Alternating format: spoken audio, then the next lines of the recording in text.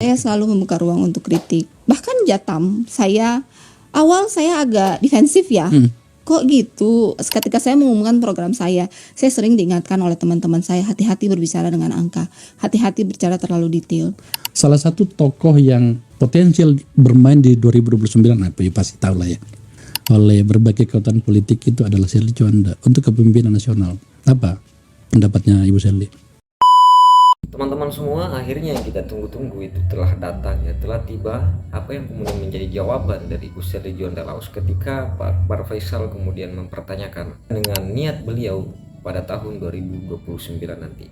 Salah satu tokoh politik perempuan yang kemudian dilirik pada saat ini untuk kemudian bertaruh di tahun 2029 nanti itu adalah Ibu Shirley Juanda. Lalu seperti apa videonya? Kita saksikan secara bersama-sama. Di dalamnya, dan juga ada naif di dalamnya. Biarkan itu berjalan. Teman-teman Anda, saya, Tika Herlambang, dan putramu yang cerdas itu akan menemanimu. Dan mohon maaf jika kemudian Anda nanti melakukan sesuatu yang menurut forum ini dan kami di sini tidak layak, saya akan mengundangmu lagi dan kemudian kita berhadapan lagi. Saya selalu membuka ruang untuk kritik. Bahkan Jatam, awal saya agak defensif ya. Kok gitu? Tapi kemudian saya bertemu dengan orang-orang yang mengubah perspektif saya bahwa saya harus belajar menerima kritik, dan saya menerima kritik. Saya ada di posisi hari ini mengubah perspektif saya tentang kritik, bahwa kritik itu untuk membawa saya lebih aware, lebih hati-hati. Kritik itu yang akan menjadi pagar untuk menjaga saya terus di jalan yang benar. Saya tahu konsekuensi ketika saya menggunakan sosial media untuk mempublikasi kegiatanku jadi dua. Publik tahu kegiatan saya positif dan kemudian saya membuka ruang yang sangat lebar untuk semua orang menyerangku. Itu tidak mudah itu. Saya tahu, itu sudah saya pikirkan sebelumnya. Dan saya selalu ketika saya mengumumkan program saya sering diingatkan oleh teman-teman saya, hati-hati berbicara dengan angka, hati-hati bicara terlalu detail. Saya bilang saya sengaja ngomong ke publik, saya sengaja kasih tahu angka. Itu menjadi kontrol untuk saya. Once saya sudah publish, saya harus pastikan saya bisa deliver. Karena yang mengontrol saya itu banyak. Saya ada di ruang publik dengan spotlight. Every little mistake itu bisa di-amplify for the sake of algoritma. I know that. It's not gonna be easy. Saya juga jauh dari sempurna. Cuman kayak udah basah ya udah sekalian. Ya. Itu yang saya maksud. Butuh keteguhan, Madam Shirley. Kami punya teknologi mengembangkan di sini namanya Patra Data ya. Algoritma politik berbasiskan AI. Dan Anda tahu salah satu hasilnya. Anda boleh merasa tersanggung, boleh jawab, boleh tidak. Tapi saya sampaikan. Salah satu tokoh yang potensial bermain di 2029, apa ya pasti tahu lah ya. Tujuannya kemana ya. Salah satu tokoh yang potensial dilirik oleh berbagai kekuatan politik itu adalah Shirley Juanda untuk kepemimpinan nasional. Apa pendapatnya Ibu Shirley? Saya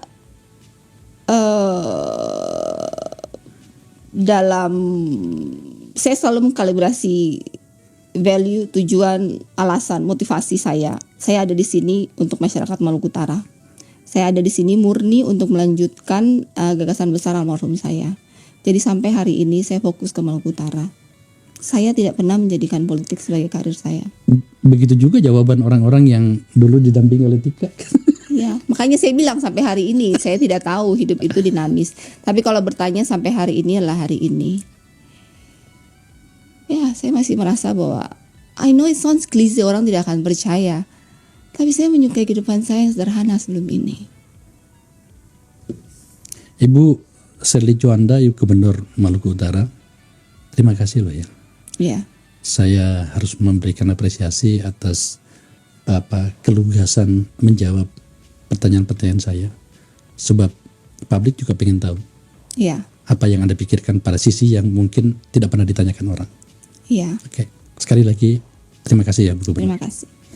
Pemirsa, sebenarnya harusnya panjang waktunya. Saya yakin nanti di media sosial kami ini akan marah-marah lagi. Kenapa cuma sekian? Ya memang waktunya begitu. Tapi intinya adalah, poin pertama tadi adalah ada pahlawan, dan kemudian apakah dia adalah harapan atau kemudian menjadi beban di akhirnya nantinya. Forum-forum seperti ini adalah tugasnya menguji itu agar kemudian bangsa ini berjalan. Bukan cuman anak saya, anaknya Ibu Sherly juga harus memastikan bahwa negara ini baik bagi mereka. Itu sebenarnya tujuan saya. Anak-anak kita semuanya, agar kemudian bangsa ini tidak hanya dimiliki oleh 1-2 orang. Satu lagi mungkin message yang mau saya sampaikan ya. Saya itu adalah orang yang skeptik tentang politik. Saya tidak suka politik. Saya juga tidak suka suami saya masuk politik. Saya merasa saya menikahi pengusaha yang kemudian dia bertransformasi menjadi politik. Dan sekarang saya bahkan menjadi politician. Saya berpikir waktu itu dari KPU menginterview saya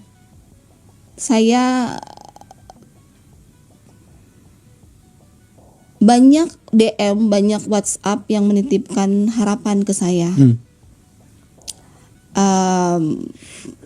Politik itu kan bagi saya itu kayak jembatan antara harapan dan dunia nyata. Bahwa di dalam situ ada keterbatasan. Bagaimana pemimpin yang mereka kasih amanahnya itu membawa mereka dari dunia nyata ke harapan dengan segala keterbatasan yang ada.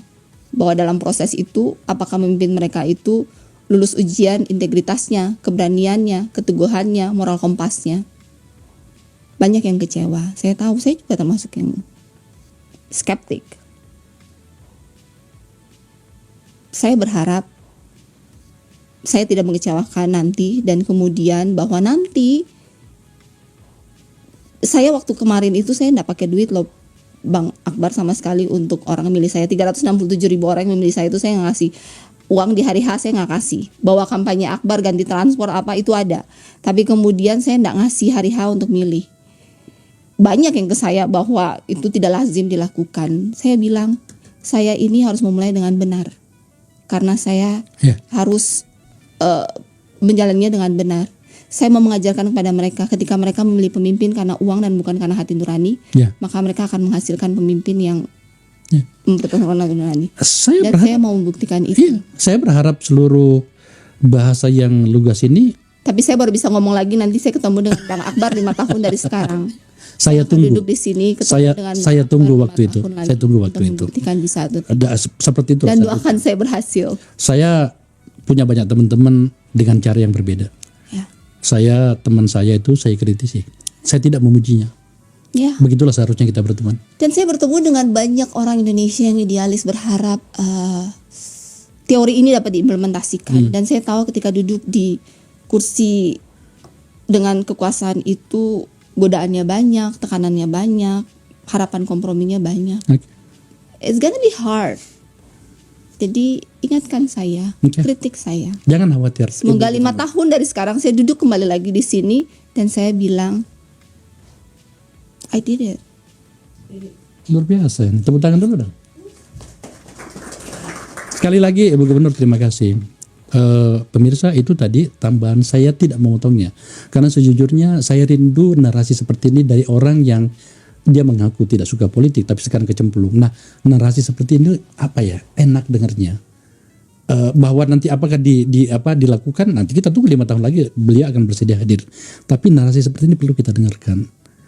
Melelahkan sekali mendengarkan makian dan caci maki dari beberapa politisi kita.